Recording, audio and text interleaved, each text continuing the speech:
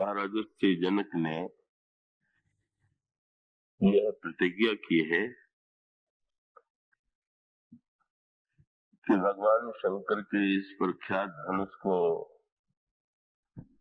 तोड़ने वाले व्यक्ति के गले में ही मेरी पुत्री सीता जयमाल डालेंगे और वहां पर इस प्रसंग में, उस यज्ञ स्थली में देश देश के राजा और राजकुमार एकत्र हुए। पर अन्य राजाओं की दृष्टि में और श्री राम की दृष्टि में जो सूक्ष्म अंतर है, इसके लिए यज्ञ शब्द को समझ लेना आवश्यक है। क्या ये राजा जो इस सभा में उपस्थित हुए थे, क्या वे भी यह मान करके आए थे कि हमें यज्ञ में सम्मिलित होना है या यज्ञ का दर्शन करना है? ऐसा नहीं।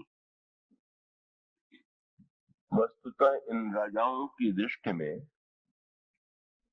और प्रभु की दृष्टि में जो अंतर है, वो कर्मयोग के लिए, उस कर्मयोग के रहस्य को समझने के लिए बड़े महत्व का सूत्र है। आप लोगों में से जिन्होंने गीता पढ़ी होगी या सुनी होगी,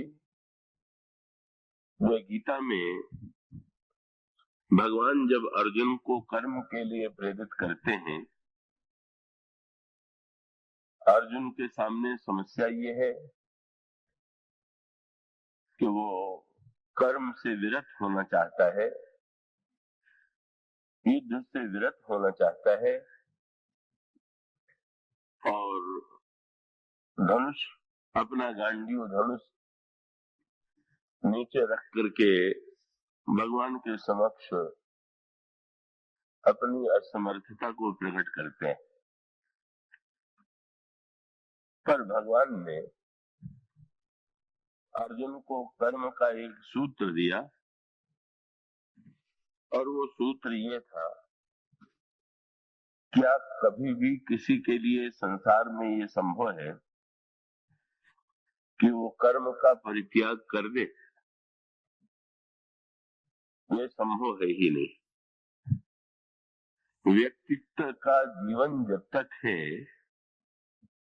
तब तक कर्म अवश्यंभावी, पर कर्म के साथ समस्या है। जब भी हमारे आपके द्वारा कोई क्रिया होती है, कोई कर्म होता है, तो जैसे लकड़ी को जलाने में अग्नि के साथ साथ धुएं का होना भी अवश्यंभावी है, इसी प्रकार से जो भी कर्म होगा उसमें कुछ न कुछ तो बुराई होगी ही।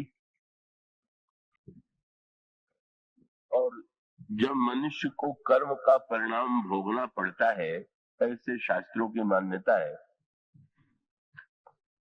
जब ये सूत्र दिया गया कि कर्म प्रधान विश्व करि राखा, जो जिस करई सो तस फल चाखा, और कर्म का गणित भी बड़ा अटपटा है। कर्म का गणित बड़ा अद्भुत इस दृष्टि से है कि व्यक्ति को अपने सत्कर्म का अलग परिणाम मिलता है और कर्म में जो दोष हैं, त्रुटि हैं, उनका अलग दंड भी उसे मिलता है। अगर वो चाहे भी कि सत्कर्म के खाते में से निकाल करके सत्कर्म को हमारे दुष्कर्मों के परिणाम से हमें मुक्त कर दिया जाए, तो कर्म सिद्धांत की दृष्टि में यह संभव नहीं। तो इसका अर्थ ये हुआ कि कर्म किए बिना व्यक्ति रह नहीं सकता, और कर्म में करें तो बंधना पड़ता है। ऐसी स्थिति में भगवान अर्जुन को कर्म का एक सूत्र देते हैं, और वो सूत्र गीता के वाक्य में है। भगवान ये कहते हैं कि अर्जुन, यदि यज्ञ कर्म किया जाए तो व्यक्ति को पाप और पुण्य का फल प्राप्त नहीं होता है। व्यक्ति यदि यज्ञ कर्म करेगा तो वो बंधन से मुक्त रहेगा, और व्यक्ति अगर स्वार्थ से प्रेरित होकर के कर्म करेगा तो उसे बंधना पड़ेगा। तो गीता का वो प्रसिद्ध सूत्र है, यज्ञार्थात् कर्मणो न्यत्र लोकोयम कर्म बंधन। कर्म नहीं, यज्ञ कर्म की आवश्यकता है। और यही इस प्रसंग पर दृष्टि डालिए तो राजाओं की दृष्टि और भगवान श्री राम दृष्टि लेकर के जिस सभा में आए हुए हैं, दोनों की दृष्टि में भिन्नता है। राजाओं के लिए वो धनुष यज्ञ नहीं, राजाओं की जो वृत्ति है इसकी तुलना गोस्वामी जी ने जुआड़ी की वृत्ति से की, जुआड़ी व्यक्ति के मनोभाव से की। तो संसार में अधिकांश व्यक्ति जो कर्म करते हैं वो जुआड़ीपन की भावना लेकर के करते हैं। इसीलिए गोस्वामी जी ने, अन्य राजाओं ने जब धनुष तोड़ने की चेष्टा की तो गोस्वामी जी ने कहा कि भाई जुआड़ी की वृत्ति क्या होती है, वो दाव लगाता है, और दाव तो जीतने के लिए ही लगाता है। लेकिन अगर जुआ है तो जुए में जय और पराजय दोनों ही है। तो जुआरी की जो वृत्ति है, उस वृत्ति को लेकर के आए हुए हैं अन्य राजा, और यज्ञ की जो वृत्ति है उसको लेकर के आए हुए हैं भगवान राम। इसलिए जब अन्य राजाओं ने धनुष को तोड़ने की चेष्टा की, और तोड़ना तो दूर रहा, धनुष को उठाने में भी वे समर्थ नहीं हुए और लौटने लगे, तो गोस्वामी जी ने कहा कि इन जुआड़ियों को देख लीजिए, ये जुए में आए थे जीतने के लिए, और अपने पास की वस्तु को भी इन्होंने दांव पर लगाया और उसमें हार गए। गोस्वामी जी की पंक्ति आपने पढ़ी होगी, कीरति विजय वीरता भारी, चले चाप कर बरबस हारी। ऐसा जुआ हुआ कि जिसमें सारे राजा हार गए, और बड़ा व्यंग्यात्मक वाक्य लिखा गया। वहां ऐसे भी राजा बैठे हुए थे कि जिन्होंने प्रयत्न नहीं किया, धनुष तोड़ने की चेष्टा नहीं की। वो उन राजाओं ने जिन्होंने प्रयत्न किया था, बड़ी व्यंग भरी दृष्टि से उनको देखा और ये कहा कि यदि प्रयत्न नहीं करना था तो यहां तक आने की आवश्यकता क्या थी, और यदि आप लोग यहाँ आकर के भी बैठे रहेंगे तो इससे तो आप सब लोगों की, हम सब लोगों की नाक कट जाएगी। तो भले राजाओं ने, जिन राजाओं ने प्रयत्न किया था, उन पर व्यंग्य करते हुए कहा कि पहले अपनी नाक को छू करके देख लीजिए कि बची है कि कट गई है। आप लोगों की नाक है ही कहाँ। व्यंग्य की भाषा में वाक्य आता है कि नाक पिला कहीं संग सिधाई। नाक तो पिनाक के साथ ही जब वहां से लौटे हो तो नाक कटा के ही लौटे हो। अब जिस नाक की तुम्हें इतनी चिंता है वो नाक तुम्हारे पास नहीं। तो इसका सीधा सा तात्पर्य ये है कि उनके कर्म में जो वृत्ति होती है जो है वही हम में से अधिकांश व्यक्तियों के जीवन में होती है। यदि हम कर्म करते हैं तो चाहे धन पाने के लिए करते हैं, चाहे कीर्ति पाने के लिए करते हैं, चाहे पुत्र के लिए करते हैं, हमारे कर्म के मूल में यही 3 प्रकार की इच्छाएं विद्यमान होती। और इन राजाओं के मन में जो कर्म करने की वृत्ति है, धनुष तोड़ने की बात जो लेकर के आए हुए हैं, इसी स्वार्थ की पूर्ति को लेकर के आए हैं। सीता परम सुंदरी हैं, उनसे हमारा विवाह हो जाएगा। महाराज श्री जनक विवाह में न जाने कितना दहेज देंगे और धनुष तोड़ने पर हमें न जाने कितनी कीर्ति मिलेगी।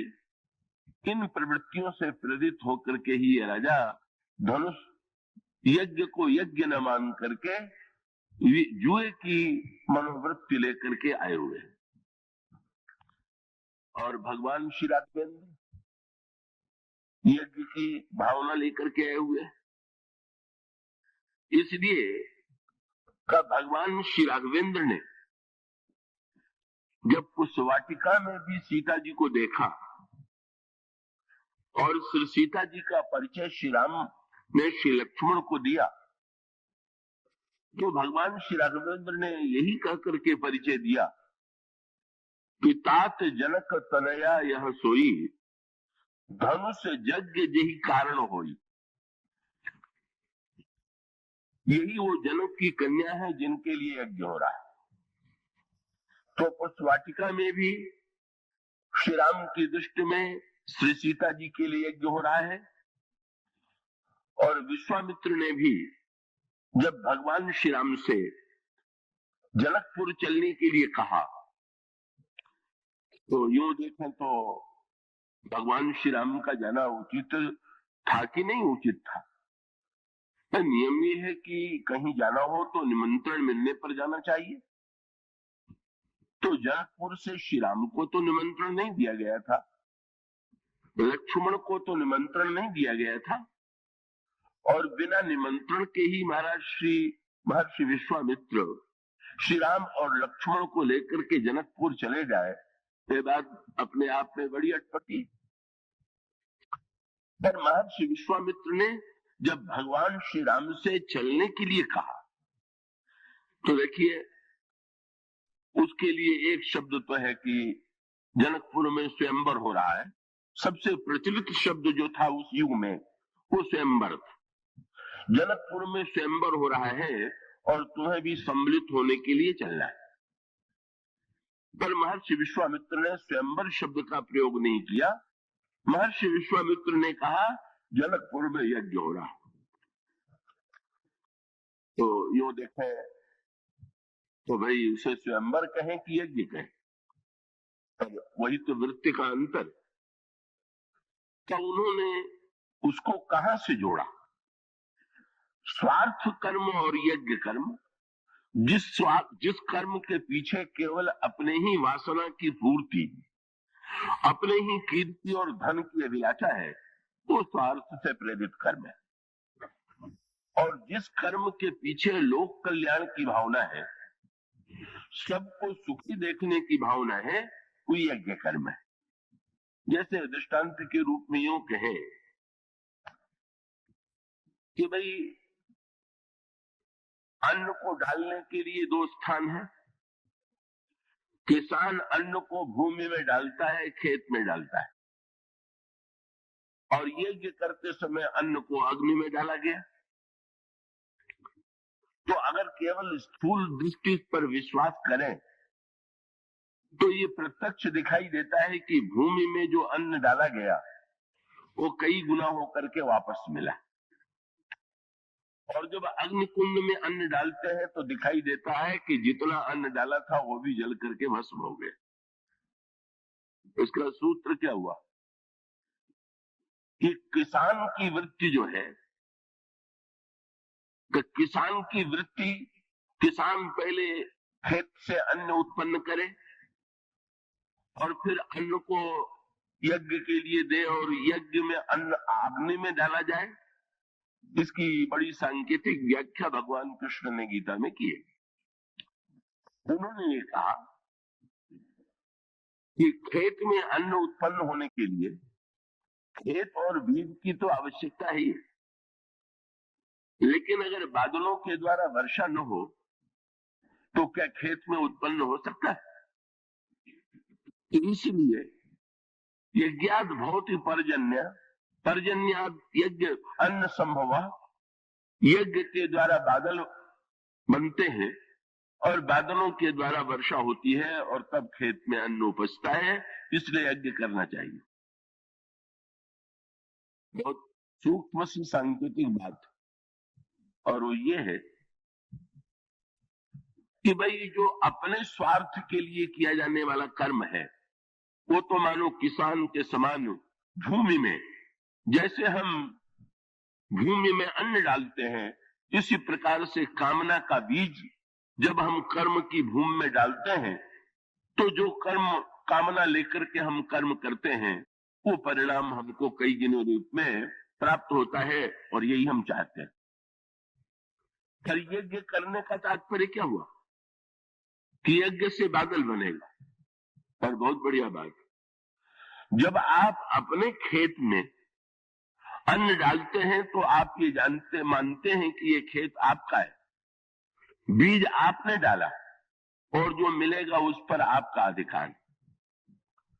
लेकिन जब यज्ञ में वही अन्न आहुति के में आप डालने के लिए देंगे और वो अन्न यज्ञ कुंड में पड़ेगा, बादल बरसेगा, बादल बनेगा और बादल वर्षा करेगा, और उसमें एक अंतर हो गया ना।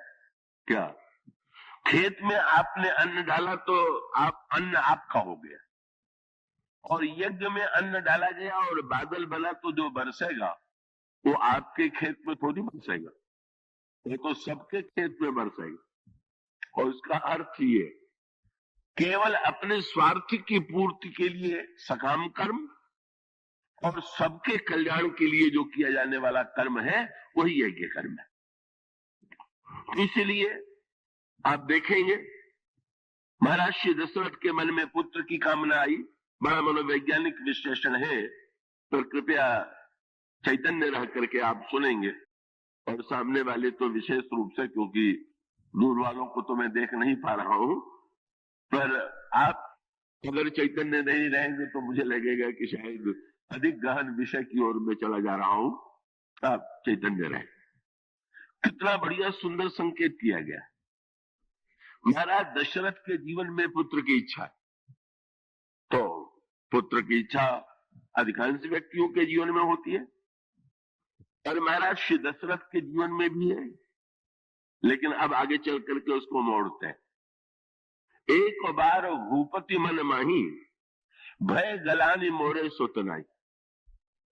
और जब मन में पुत्र के अभाव की अनुभूति हुई तो वो गुरु वशिष्ठ के पास गए। अब गुरु वशिष्ठ की विशेषता देखिए, का एक तो यह हो सकता था कि गुरु वशिष्ठ जो है वो दशरथ को ये उपदेश देते हैं कि पुत्र पाने और न पाने में क्या अंतर है, पुत्र की इच्छा तुम छोड़ो। लेकिन उन्होंने ऐसा नहीं किया।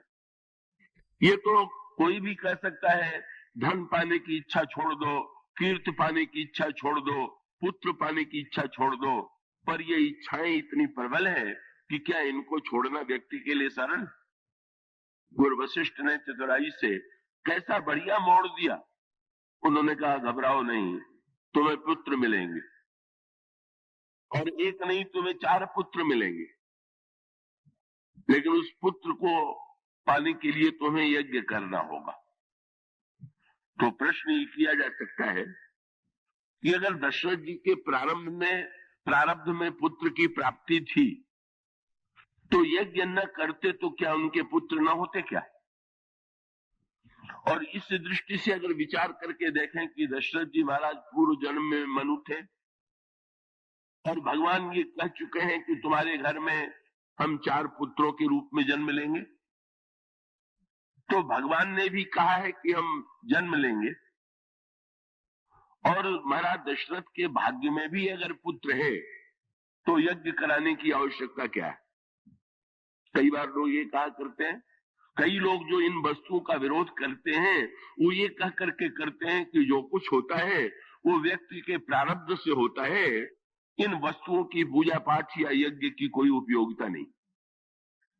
पर नहीं, एक मैं आशा करता हूं आप एकाग्रता से ध्यान देंगे। जब आप पूजा के द्वारा और यज्ञ के द्वारा वस्तु पाते हैं तो आपके मन में जो वृत्ति आनी चाहिए और जो दशरथ जी के मन में आई उसकी ओर संकेत किया गया। सिंह ऋषि को बुलाया गया, यज्ञ हुआ और यज्ञ के द्वारा उसके पश्चात महाराज दशरथ को 4 पुत्र मिले। सकामता को यज्ञ से जोड़ दिया गया। कामना को बोले कामना की पूर्ति के लिए यज्ञ कीजिए।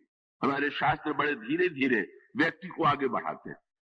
पहले वो कामना का खंडन नहीं करते, पहले वे कहते हैं अच्छा आप कामना की पूर्ति चाहते हैं तो कामना की पूर्ति के लिए यज्ञ तो कीजिए। और पुत्र मिल गए। पर पुत्र मिलने के बाद फिर बहुत बढ़िया बात आ गई। क्या? उधर विश्वामित्र जी यज्ञ कर रहे हैं। अब दशरथ के यज्ञ में और विश्वामित्र के यज्ञ में अंतर है। महाराज दशरथ का यज्ञ सकाम यज्ञ था, पुत्रेष्ट यज्ञ था, पुत्र को पाने के लिए यज्ञ था। और विश्वामित्र का अर्थ है जो विश्व का मित्र है। और उनका यज्ञ जो था वो पुत्र पाने या धन पाने के लिए या कीर्ति पाने के लिए नहीं था, विश्व कल्याण के लिए था।